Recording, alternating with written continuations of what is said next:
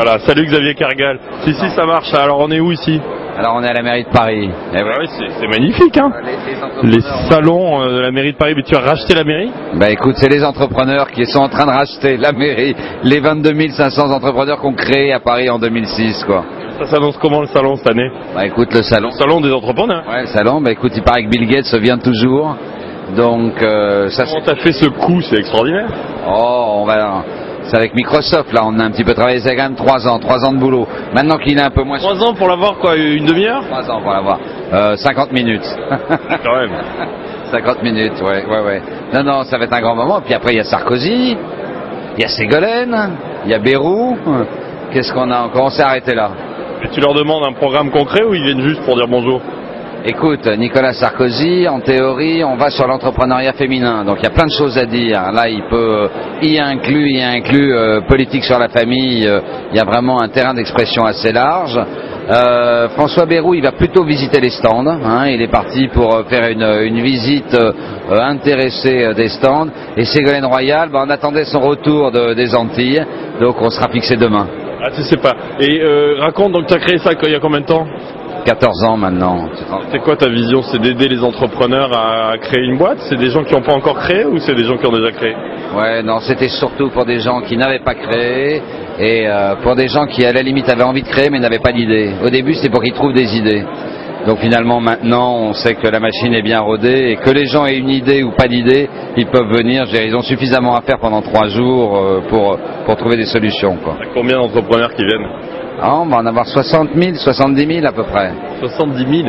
70 000, peut-être pas 70, allez, 60-65 comme l'année dernière. Donc il faut qu'on arrête de pleurer, en France on crée des boîtes et tout, j'ai vu l'article dans le Figaro, T'as vu les chiffres 233 000 nouvelles créations en 2006. Ça reste exceptionnel. Le meilleur cru depuis 20 ans, 30 ans. Ça y est, on a franchi les 200 000 tous les ans, quoi. Et dans le monde, on se passe comment en création d'entreprise? Écoute, en Europe, on n'est pas si mal que ça. Les comparaisons sont pas faciles parce qu'il n'y a pas encore de normes européennes, mais on sait qu'on est dans le peloton de tête. On est dans les 4-5 premiers européens maintenant. Ça se passe bien en France. Pourquoi on se plaint? Alors même moi, pourquoi je me plains? C'est qu'on cartonne en fait. On se plaint toujours. Et si tu rajoutes en plus les reprises d'entreprise, les réactivations, on est plutôt à 330 000. Non, mais on a l'habitude de se plaindre. On est français, il faut garder ça. Ça fait progresser les choses. Mais non, on a des très bons scores de création. Le problème qu'on a en France, c'est les petits marchent bien, c'est les moyens, les gazelles du trail, là, les Microsoft, les eBay de demain, les Google, les YouTube, etc. Là, on est moins bon. Là, on est un peu moins bon quand même. On n'arrive pas à faire les leaders sur Internet. Non, on a du mal à décoller. Ils s'en vont. Au moment où ils vont décoller, ils s'en vont ailleurs. Tu le sais, toi. Ah oui, alors au bout de quelques années, elle se casse la gueule, c'est quoi, 90% dans les 5 ans qui disparaissent? Non. Ça, c'est une idée reçue. Ah bon, bah, corrige-moi. Non, 30%. Idée reçue des médias, une entreprise sur 2 va dans le mur au bout de 5 ans. Oui. Idée reçue. 30% s'arrêtent pour des raisons économiques. Il y en a d'autres, il y en a 20% qui s'arrêtent, mais pour d'autres raisons. De santé, de rachat, de retraite, etc. Les vrais chiffres pour raisons économiques, c'est 30%. Autrement dit, il y a 2 chances sur 3 de réussir quand on crée sa boîte. Donc tout baigne. Alors qu'est-ce qu'il faut faire encore pour améliorer l'image d'entrepreneur peut-être, non, quand même? L'image et l'école. L'école, l'esprit d'initiative à l'école. On a un risque, tout ça, le goût du risque. L'initiative, on a un truc hyper formaté à l'école, tout le monde logé à la même enseigne, avec le même sac à dos, les 10 kilos dans le sac à dos. Non, là faut faire évoluer. Les 35 heures? Oui, ça va évoluer naturellement. Il n'y a plus personne aux 35 heures, ça n'existe plus. Ah bon, d'accord. Et Xavier, justement, la présence des politiques, le fait qu'on soit reçu à la mairie de Paris, c'est un événement public ou commercial maintenant? Écoute, on avait fait le Sénat, on a fait la Chambre de commerce, là c'est la mairie de Paris. Je pense qu'on a aussi comme mission d'aller sensibiliser les politiques et les institutions sur l'entrepreneuriat. Ils n'ont plus besoin de nous maintenant, ils ont compris, parce que c'est ça qui les alimente. Les politiques ont plus besoin de vous? Non, mais ils ont compris que l'argent de demain... Ça, tu les as invités tôt pour les sensibiliser aussi. Ouais, il faut les sensibiliser. C'est eux qui font les lois à un moment ou à un autre. On est quand même dans un pays où la force de la loi est très importante. Tout ce qui a été fait ces 3-4 dernières années a été très important. L'entreprise à 1 euro de capital, ça a boosté tout le monde. Même si c'est anecdotique, ça a boosté toutes les créations d'entreprises. Ouais, je fais un petit dernier mot. Donc, si les petits jeunes qui veulent créer des boîtes, ils viennent au salon, ils trouvent quoi? Pourquoi il faut qu'ils viennent? Puisque là, on est encore avant le salon, absolument. Déjà, ils viennent chercher de l'argent. Il y en a de l'argent. Et les investisseurs qui sont là? Ils sont tous là. les institutionnels, les privés, des business angels, donc déjà qui viennent chercher des sous. Ils peuvent présenter leur boîte? Ouais, bien sûr, bien sûr. On a la CIAJ et Oseo qui font énormément de prêts sur le salon, pendant les... Et moi, si j'ai une petite boîte, j'ai démarré il y a un mois, je peux la présenter au salon? Comment je fais? Allez, bien sûr, bien sûr, bien sûr. Ils ont des conseillers. Alors, selon la typologie de ton entreprise, si c'est un commerce, une société artisanale ou bien une société innovante, je veux dire, tu as les réponses à toutes ces questions-là, selon la typologie de l'entreprise. Non, non, pas de problème. Et bon. des idées. Il y a plein de conférences avec plein d'idées à l'intérieur. Génial, bon, on va venir alors. Merci Xavier. Merci Loïc.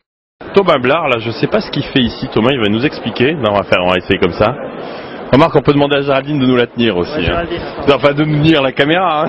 Thomas. Ah, toi, tu vidéoblogues Géraldine aussi. Attends, mais oui, mais fais gaffe, ça va être chiant. Il n'y a pas de raison. Après, on me dit que mes podcasts sont chiants. Après, c'est narcissique. Voilà, complètement. Qu'est-ce que tu fous au Attends, moi, j'ai pas de lumière. Alors, non, mais arrête, Thomas. Après, je diffuse ça. Moi, je fais pas le montage. Moi, je suis là. Après, on me dit tes podcasts, tout ça. Je suis là pour venir couvrir un peu l'événement, mais je vois que tu pour fais ça très bien. Non, pas pour LCI, pour le salon des entrepreneurs en fait. Ah d'accord. Interviewer des entrepreneurs pour le salon parce qu'ils ont lancé un site salonsdesentrepreneurs.com qui se développe beaucoup et donc l'idée c'est de rencontrer les entrepreneurs comme toi et de les interviewer, là on fait inverse. Arroseur arrosé, toujours pareil. Et qu'est-ce que toi aussi t'es entrepreneur, non? Ouais, moi je lance Décideur TV. Ça fait quoi ça? Décideur TV. .tv avec un S? Ouais, décideur au pluriel.tv. C'est des interviews de décideurs comme toi. Comme d'autres, les Young Leaders en fait. Que tu connais. Les Young Global Leaders. Ouais. Donc voilà, c'était bien Davos. Hein. Très bien, mais c'est moi qui fais l'interview. Ah mince, mais c'est un vieux réflexe, je peux pas empêcher. Il peut pas s'empêcher. Thomas Blard sur LCI, tout ça. Ouais. Ah, le fichier, mais tu vas voir, avec la bande son et tout. Et l'entrepreneuriat en France, il faut faire la gueule ou être triste ou ça cartonne? Non, moi c'est ce que je vois ici et c'est de plus en plus de gens dynamiques qui te disent ça va de mieux en mieux. 1 million d'entreprises créées quand même. Oui, j'ai vu dans le Figaro ce week-end. 1 million d'entreprises en 5 ans. Alors, donc, il faut que j'arrête de gueuler moi-même d'ailleurs en disant... Des clinologues. Ouais, donc il faut arrêter de dire que la création d'entreprise ça marche pas en France. Bah écoute, moi je sais pas, moi je suis un observateur, toi tu es mieux placé que moi, mais je pense qu'en effet il y a des entreprises qui se créent parce que si on intellectualise un peu, on se rend compte qu'être salarié finalement... Ça, je sais pas le faire d'intellectualiser. Non mais moi je sais reprendre ce que j'ai lu ailleurs dans la presse, et ce qu'on trouve dans la presse c'est que finalement tu es salarié, tu as des risques qui sont importants et ça vaut le coup d'entreprendre parce que tu prends des risques, ok, mais c'est pour toi. Oui, c'est ça. Bon, tu peux te planter aussi, mais ça, c'est la culture du risque qui n'existe pas trop quand même. Elle se développe. Moi, je sais pas ce que tu en penses, toi, mais moi, je trouve que la jeune génération, elle se développe. Toi, tu charges des sous pour ta boîte? Ouais. Combien? 300. 300 000? Ouais. Euros? Ouais, t'as ton chéquier, là. Mais pourquoi faire? Pour développer Décideur TV. C'est-à-dire tu vas avoir plusieurs journalistes, tout ça? Ouais, développer ça, avoir un hébergement, avoir un autre site, refondre le site, avoir un webmaster digne de ce nom. C'est-à-dire que moi actuellement ce que je fais c'est des petites interviews comme toi à la volée et ça me prend sur mon temps de sommeil, par rapport à mon boulot. L'idée c'est d'industrialiser le processus. En fait l'idée que j'ai c'est de dire voilà, LCI c'est très sympa mais t'as que les 100 patrons qui comptent en France qui sont invités. Or, il y a peut-être, allez, on va dire. Tu veux dire comme sur LCI ouais. Alors qu'il y a 1 million peut-être de décideurs, d'entrepreneurs qui ont des histoires intéressantes à raconter et qui n'ont pas la place matériellement de le raconter. Et qui ne sont pas assez connus pour aller sur LCI. Et donc sur décideurs, l'idée c'est de dire voilà, vous n'avez pas de limite de temps, pas de limite d'espace. Alors ça fera peut-être pas des millions d'audience, mais ceux qui s'intéressent à ce business, ils pourront trouver ce contenu. Et ça marche bien en audience? Ça commence avec. C'est un journaliste. Mais alors combien, monsieur Blard? Avec la pub que tu vas me faire sur le. Ah là, ça va exploser. C'est univers là. C'est monstrueux. Montée en charge. On va tester la montée en charge. Oui. Non, mais ça débute, mais il y a un vrai intérêt, ouais. Et tu as des sponsors déjà? Non, pas encore. Mais je commence. Combien là? Il y a des annonceurs qui nous regardent. Bah, les annonceurs, c'est facile. Petit forfait mensuel. Un forfait mensuel à 1000 €, allez. 1000 €? Ouais, c'est cadeau. Bon, 1000 €, vous avez Décideur TV. Une rubrique. Ah bon, une rubrique alors. Et bah écoute, je te souhaite bon courage. Bah écoute, merci Loïc, et puis je te fais confiance pour regarder le dossier aussi, parce que toi tu fais toujours business angel. Qui est là. Ouais, je fais plus parce que là je vais avoir un peu plus de temps. Bah, c'est bien après les élections j'espère, ouais, parce que là, ça me prend un peu de temps, ouais. Ouais, t'es à fond. Alors, je suis à fond. Ton pronostic? Mon pronostic, c'est que Nicolas va gagner, bien sûr. Et alors s'il gagne, toi t'es ministre de quoi? Moi je vais recréer une boîte, je suis déjà dessus là. Je pense que je vais me mettre à fond dans ces conneries. D'ailleurs je suis pas virtuel, t'as pas remarqué, je suis complètement virtuel là. Même je suis pas... dit, attends Loïc, c'est mon avatar que t'as en face de moi. J'ai besoin de toi, je voudrais que tu sois secrétaire d'État à Internet. Non, mais non, ça n'a aucune chance d'arriver, c'est pas du tout... Attention parce que c'est à la caméra, après tu vas comme les hommes politiques en disant « Oh je l'avais pas dit ». Je l'avais pas dit. Ah bah non, moi, je peux pas. Tu rigoles, il y a 5000 notes sur mon blog, donc tu peux toujours, d'ailleurs il y a eu une parodie aujourd'hui où ils ont repris un truc, quand j'ai l'air con, je le laisse, je supprime pas jamais. Bah ça c'est la magie d'Internet. Bah oui. Bon, non, il y a pas une boîte dans quoi alors la prochaine là boîte je regarde Second Life beaucoup, et d'ailleurs je vais en parler sur mon blog, et non, je pense pas que ce soit... Tu vas faire deuxième vie en pour moi, je jette Nicolas vraiment parce que on peut pas laisser le pays à ceux qui veulent qu'on travaille moins. Voilà. C'est bien. Qui montent aux jeunes en leur disant qu'on réussit en travaillant moins, ça ne marche pas, je vous promets que ça marche pas. Et dernière question, c'est quoi ta boîte? Ça y est, il me fait mon interview maintenant. C'est quoi ta prochaine boîte après l'élection de Nicolas? Je vais regarder. Non, mais là je commence déjà à regarder. Second Life alors. Je pense que je vais regarder les mondes virtuels. Alors mes gosses sont ravis, mes enfants, parce que je me mets à jouer avec eux à World of Warcraft et on regarde ensemble Second Life. C'est une excuse pour jouer en fait. Voilà, je vais jouer. J'arrête pas de jouer. Ouais, c'est super. Non, il y a ça et puis la télé, évidemment, la vidéo, ce qu'on fait là. Mais bon, il y a quand même beaucoup de monde sur le truc pour être innovant. Ah bon, tu trouves? Mais il y a tellement de place. Remarque, en France, il n'y a personne, c'est vrai. Qu'est-ce qu'il y a en France finalement? Je sais pas. Décideur TV. Bon, il y a Rodrigo, mais il fait ça pour promouvoir sa plateforme. Bah oui, Rodrigo, c'est pas souvent. On le salue d'ailleurs, Rodrigo. Salut Rodrigo. Mais qu'est-ce qu'il y a d'autre qui fait des... Bon, après il y a la politique, mais... Après il y a les médias traditionnels. Il y a les médias traditionnels qui commencent à regarder, mais bon... Voilà. Toi, tu regardes quoi? Sur Internet, sur Internet, je regarde un peu Loïc Lemer. Oui, merci. Le blog de Béziers. Thomas Blard aussi. Le blog de Béziers est pas mal. Bien, c'est bien. C'est dommage, je l'ai raté Alors là, il y a un vélo, donc... Les nouvelles technologies ne méritent pas. Écoute, on va s'arrêter parce qu'on est en train de devenir chiant. Là, mais c'est pas ta faute, c'est de ma faute. Mais c'est moi qui te remercie. Non, c'est moi. Et puis je t'interviewe la prochaine fois qu'on se croise. D'accord, ça marche. Ciao. Avec Philippe Ayat ce soir au lancement du salon des entrepreneurs. Salut Philippe. Bonjour. Alors tu as une initiative, un projet qui cartonne sur les blogs. Tu peux nous présenter ça? Oui, en fait c'est un projet finalement très simple dans son concept. On envoie des entrepreneurs témoigner dans les collèges et les lycées pour donner aux jeunes l'envie d'entreprendre. Et comment ça marche? Ça marche de façon très simple. On téléphone aux établissements, ils nous donnent des créneaux d'intervention. On envoie les entrepreneurs et pendant 2 heures, ils vont raconter aux élèves leur histoire, leur aventure. Et c'est en écoutant des aventures d'entrepreneurs qu'on donne envie. De manière bénévole? Complètement bénévole, c'est une association et en 3 mois, 1000 entrepreneurs déjà nous ont inscrits. On organise 100 interventions dans les prochaines semaines. C'est parti très fort. Moi je me suis inscrit, je m'engage absolument à intervenir régulièrement, même si tu le souhaites. Alors là, je te prends au mot, je t'emmène avec moi la prochaine fois, on va parler devant les collégiens. D'accord, comment on fait pour s'inscrire? On va où? www.100 000entrepreneurs.com. On s'inscrit, puis nous on recontacte les entrepreneurs pour les amener dans les collèges. Pourquoi tu fais ça, Philippe? Moi j'ai déjà eu 3 aventures entrepreneuriales dans le passé, ma 4e je voulais transmettre quelque chose, donc je prends 100 000 entrepreneurs, même si c'est une association, pour moi c'est ma 4e aventure entrepreneuriale. Mais oui, donc de manière bénévole. Et est-ce qu'il faut être optimiste en France? Il faut se dire que tout va mal. Parce que là, tu prends le problème directement quand même. Oui, moi je crois que l'avenir passe par les jeunes entre 13 et 23 ans. Si eux ont envie. Philippe, les jeunes, c'est les CPE, les 35 heures, la protection, pas de flexibilité du travail, on casse des chaises dans la rue, non? Alors, tu seras étonné quand tu viendras avec moi. Notamment, on travaille beaucoup avec les collèges dans les zones difficiles. Et je peux dire que ces jeunes, ils n'ont qu'une envie, c'est de prendre leur avenir en main. Et on les aide pour ça. Non, mais je dis ça, mais j'en ai aidé quelques-uns. Mais comment tu fais quand tu pars à zéro? Parce qu'il y a quand même pour connaître une entreprise, pour créer, c'est compliqué, l'expertise comptable, la finance, la comptabilité. Comment tu fais?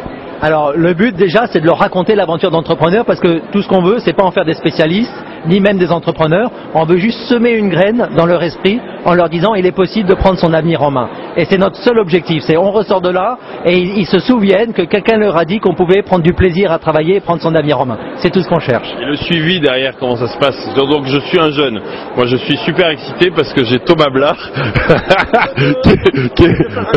qui parasite. Tu me laisses les droits, Loïc. Voilà, absolument. Et qui est venu me dire que c'est facile de créer sa boîte. Comment je fais derrière? Je suis pris en charge? Oui, alors l'étape d'après, c'est que s'ils ont envie de faire un stage, s'ils ont envie de créer une société, s'ils ont des questions à poser, ils vont sur le site 100 000entrepreneurs.com, ils posent leurs questions. 100 000entrepreneurs.com, en lettres, il n'y a pas de chiffres. 100 000 en chiffres, entrepreneurs.com.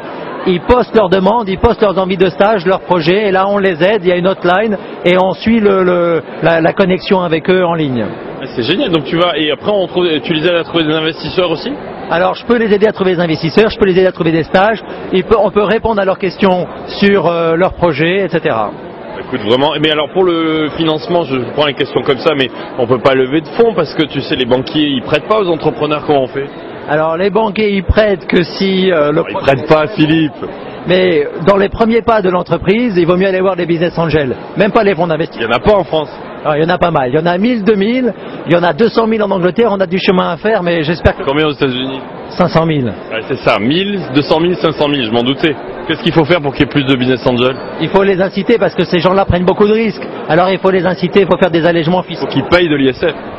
Il faut surtout qu'ils payent le moins possible d'ISF, mais je vais te dire, il faut surtout qu'en France, on aime nos entrepreneurs comme on aime nos footballeurs. C'est ça le secret. Et qu'ils restent en plus. Et qu'ils restent, voilà. Bon d'accord, donc les entrepreneurs, donc tu les aides aussi à trouver des business angels. Et écoute, c'est génial, je te félicite vraiment Philippe. Comment on peut t'aider? Alors, il faut parler de 100 000 entrepreneurs pour que les entrepreneurs viennent s'inscrire sur le site, qu'ils aillent témoigner. Et je vois Thomas, je vois Loïc, je vais vous emmener tous les deux dans les collèges et on va parler aux collégiens ensemble. Eh ben, écoute, on vient avec toi Philippe. Bravo, c'est une super initiative. Tout ce qu'on peut t'aider, tu nous dis. Merci, j'apprécie beaucoup, merci. Philippe, tu as des exemples de justement des anecdotes au niveau de l'intégration? Comment ça se passe dans les cours? Oui, alors les jeunes nous posent des questions formidables, très concrètes et en même temps très spontanées. C'est est-ce qu'on devient riche, par exemple? Alors on leur explique, riche ça veut rien dire. La rémunération varie selon les gens, les attentes des gens. La richesse s'explique aussi par le risque qui est pris, donc on explique tout ça. Autre question, je suis une fille, est-ce que je peux m'en sortir? Alors on dit, mais pourquoi tu t'en sortirais pas étant une fille? Là on fait ressortir un certain nombre d'idées reçues qu'on déboulonne, qu'on déverrouille. Parce que tu fais pas ça qu'à Neuilly. Non, on fait ça aussi beaucoup dans les zones d'éducation prioritaire. Donc on va voir des jeunes qui n'ont pas l'habitude de s'entendre dire pourquoi pas vous. Et nous, c'est un moyen d'intégrer justement ces jeunes. C'est un formidable moyen d'intégration parce qu'on arrive là-bas et on leur dit vous pouvez prendre votre avenir en main et pourquoi pas vous. Et nous on vient vous raconter que vous aussi vous pouvez le faire. Et là on leur redonne un statut. Et donc ça c'est un formidable vecteur d'intégration.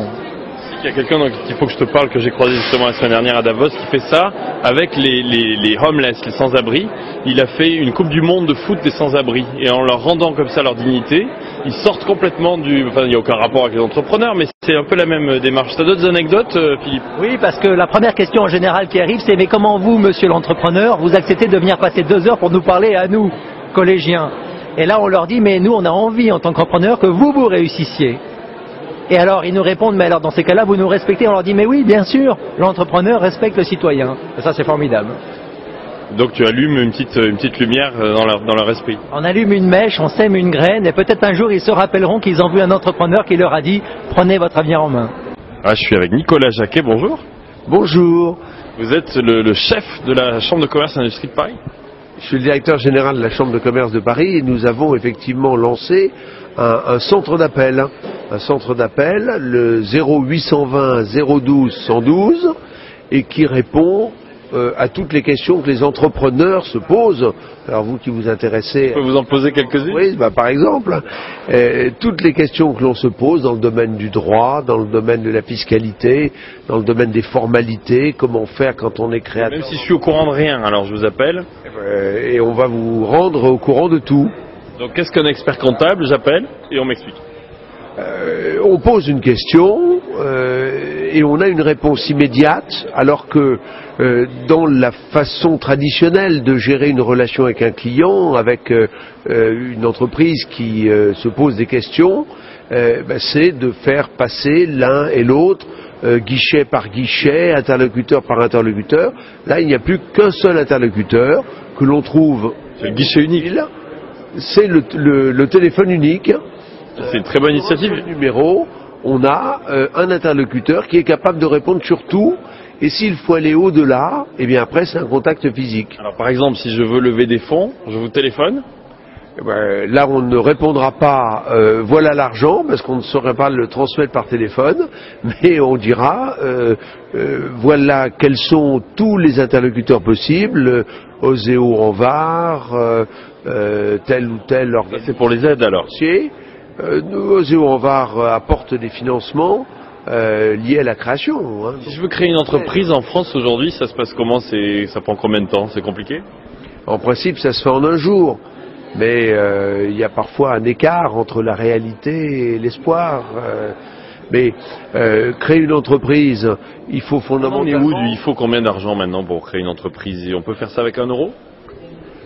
Officiellement, c'est 1 euro, mais créer une entreprise, c'est quand même fondamentalement avoir un projet. Quand on a un projet, c'est-à-dire qu'on a une idée de la prestation que l'on fournit, on a une idée de ses clients potentiels, on a une idée du prix que le client potentiel va accepter pour la prestation. Donc tout ça, ça s'appelle bêtement un business plan. Donc si on a des idées claires, tout devient plus facile. Tout devient plus facile, si ce n'est qu'il faut quand même déposer, faire un peu de formalité juridique. Oui, alors justement, mais vous allez où justement? Si vous allez jusqu'où?